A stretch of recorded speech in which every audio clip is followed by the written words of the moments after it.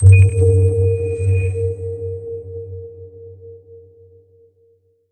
everyone, I'm Fred Ranger and I hope you're doing good. Welcome back to the channel. A lot of you are asking me about a perfect setup when you travel in terms of cameras and the bags and so on and so forth. So I decided to do a quick update on what I usually bring on a trip. And this is usually a 2 cameras setup because I like to film stuff and I like to take photos. And this will be the Fujifilm edition. Some of you know that I also shoot Leica, but that's a different set of cameras and I use them in a slightly different way. But on a normal trip where I know there'll be, different weather conditions and that I'll have to shoot both video and photos, I like to bring a dual setup. And I did find a very interesting backpack to bring all of this.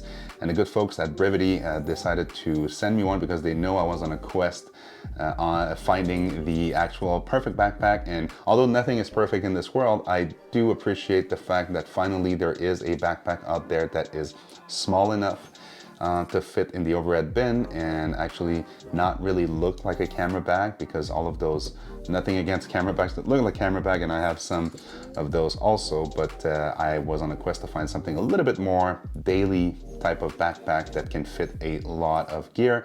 And I'm going to show you my preferred one, and this is the Brevity backpack. This is the one that actually looks like probably like a school bag, like when we used to go to primary school, we used to have these cool backpacks. I miss the ones where, you remember the ones that were like, what is it called? Leather, like small strip, but that wouldn't be very comfortable for camera backpack. But I'm digressing. Let's go back to the actual pack. This is the Brevity backpack. I'll put a link down below. There is a code with my name. I think it gives you a discount or something like that. So if you want to use that, you're more than welcome.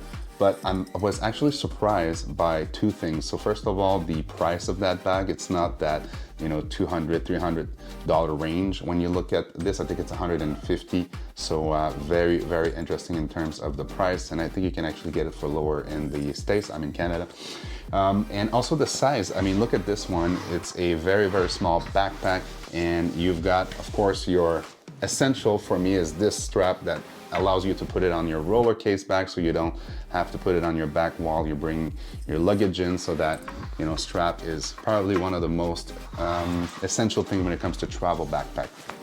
Then I was also amazed by the fact that this is a small bag. It actually fits and stays up like that. This is also something that at the airport, if you need something on the top compartment and so on, you will appreciate the fact that it stands up and that you don't have to put it down and open it in the back like other backpacks are designed.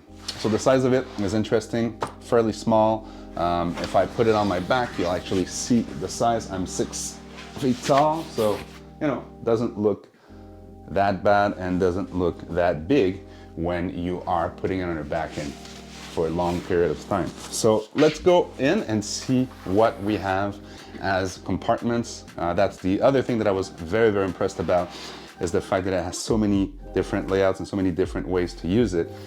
I'm going to show you how I use it with 2 cameras. So first off, the little pouch in the front, there's one layer here where you can put all your chargers and SD cards and so on and so forth. So here I have 2 chargers for 2 different types of cameras. You can put your laptop charger also. What do we have in there? I have a mouse. I'm old school. I like to bring a mouse with my laptop when I travel. What else do we have? Of course, batteries, extra batteries to go with the charger. So that's usually how I use that front compartment. You can put, pens and so on and so forth. There's like mesh little pockets that you can use to store other stuff. So that's the front backpack. Again, very, very simple backpack. That's probably what I love the most about it, is that it's very simple. It doesn't try to be impressive or anything like that. It just fits everything you need. Then there's a top compartment where you can open it up like so. And you've got a pretty massive, space. On top of it, I usually put some earphones. Those are my editing earphones. Sometimes I'll have smaller earphones, but those are the ones that I use currently for editing. And I do have a strap. This is the Peak Design strap that I like. And you can see it here. There is a fairly large amount of space. You can actually put a t-shirt in there or a sweater for those changing conditions. There's even a little pocket where you can hide your actual passport if you're afraid that it's going to get stolen or anything. So it is inside the backpack, so you don't have to put it on the outside. So that's the top compartment. Very, very interesting. Big pouch on top. And then when you go in, this is where the magic happens. So you remember how I opened the little pouch here like so?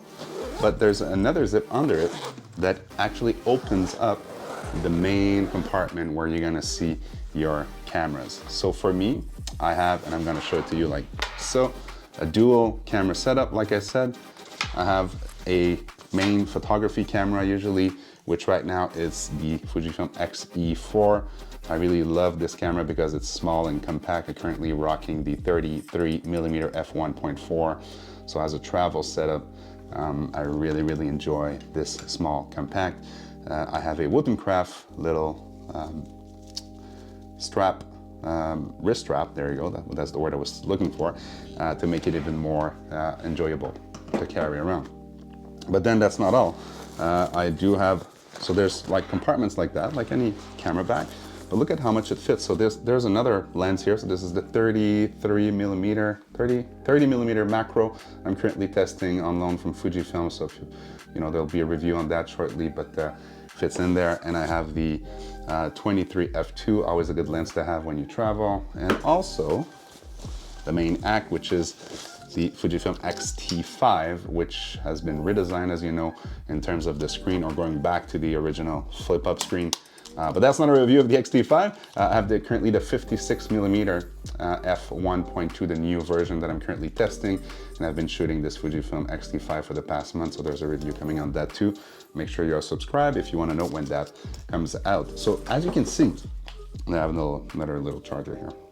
As you can see, there is a lot of space. So look at this. This is all the camera space that you can put in there. I have 2 cameras, 1, 2, 3, 4 lenses, with 2 of those lenses attached to the camera. And I still have space for, of course, a laptop. This is a 14-inch laptop that I can fit in there to do my edits on the go. And I can be fully functional with 2 camera setup, 4 lenses, some earphones, a mouse, some chargers, and so on and so forth. All that fits into that tiny bag. And it's actually very good looking. It is comfortable. The one thing I will say though about this bag, and if there is a V2 of this bag, and I'll tell the guys at Brevity, but the actual straps here are a little bit tight. They're a little bit, they're not as soft and as comfortable as other options out there. So maybe they can find another material to put in there and to make it even better. It's not comfortable. And I just noticed that there's a pocket here on the side. So there you go, another secret pocket. But all that being said, love this bag. If you want to know more about this bag, there is a link in the description below with a code in there. If you click on it, you'll get access directly to this bag. And again, I think there is a little discount for you because you are followers of this channel.